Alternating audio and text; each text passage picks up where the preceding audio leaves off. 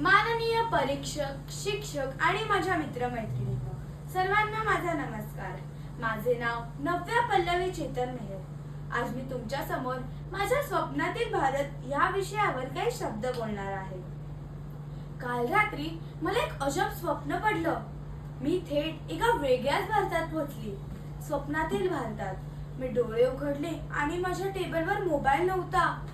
कारण तिथे मुलं अभ्यास करताना स्वतःहून मोबाईल बाजूला ठेवतात. मला तर धक्काच बसला.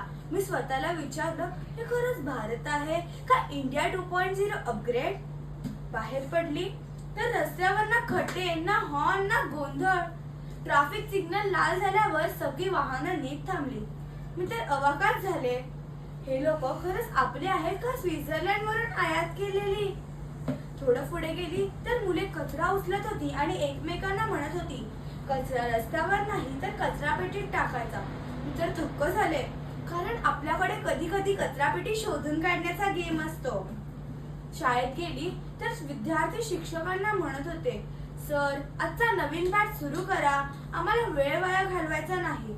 सरांच्या डोळ्यात पाणी, आनंदाचे की धक्क्याचे माहिती नाही. बाजारात गेली तर दुकानदार म्हणाला, नाही हो, इतके पैसे देऊ नका, फार जास्तच झाले.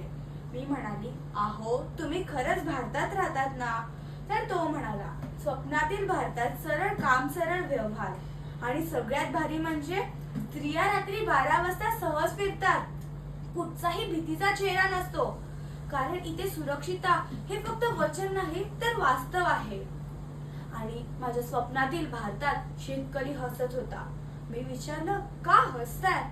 तर तो म्हणाला, कष्ट माझे पण किंमत योग्य, म्हणून पोटही भरतं आणि मनही. शेवटी मी आकाशाकडे बघितलं आणि वाटलं, अरे वा, माझं भारत असंच सुंदर, स्वच्छ, सुरक्षित आणि एकत्र येऊन चालणारं झालं तर. तेवढ्यात आई ओरडली, उठ, शाळेला जायचं आहे. आणि माझं स्वप्न तुटलं. पण मनात एक आवाज आला, स्वप्नातील भारत फक्त स्वप्न राहायला नको, तो सगळे आपण मिळून बनवायचा आहे. धन्यवाद.